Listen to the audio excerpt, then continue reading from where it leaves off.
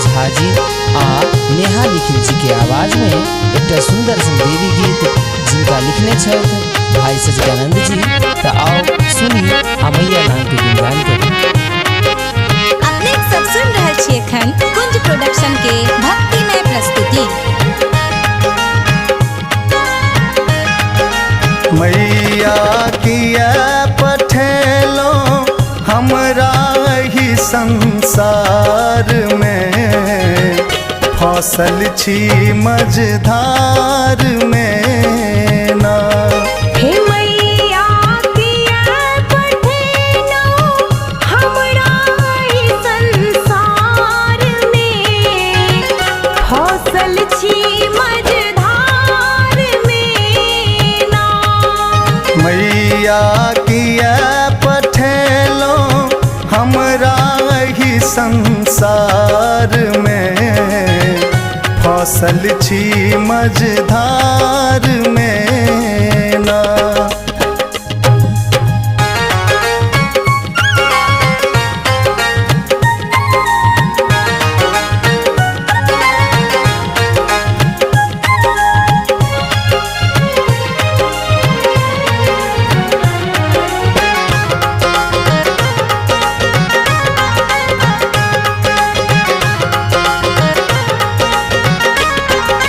देख लो दुनिया के सब रीत, भर जग स्वार्थ कियो नहीं। देख लो दुनिया भर के रीत, भर जग स्वार्थ कियो नहीं। मैया किया बझेलो हमरा ही जंजाल में, फसल छी मझधार में ना।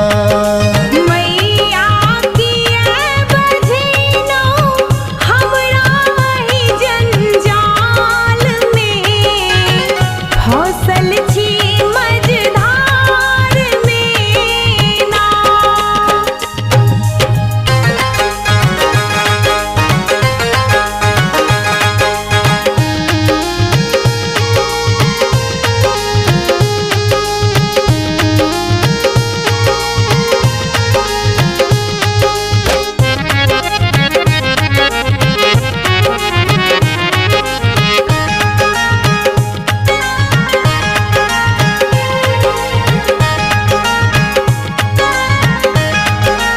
मैया आबो दया त करियो, जुनि हमरा समूह फेरियो।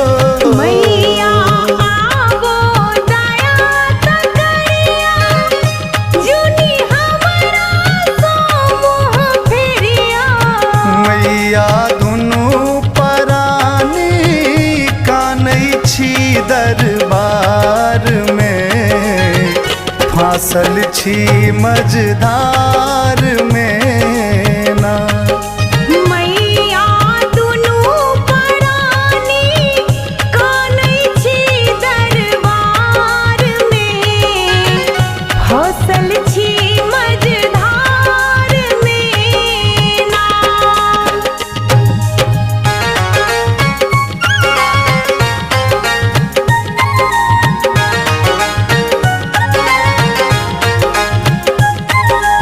अपने सब सुन रहे छी एखन कुंज प्रोडक्शन के भक्तिमय प्रस्तुति।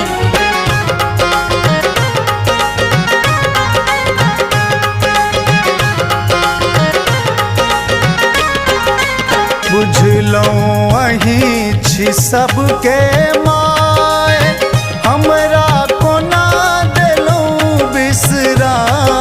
बुझलो अहीं छी सबके माय, हमरा कोना देलौं बिसरा।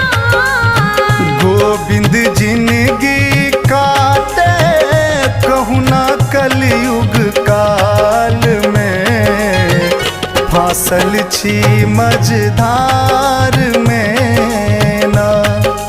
नेहा जिंदगी काटे कहुना कलयुग काल में, फसल छी मझधार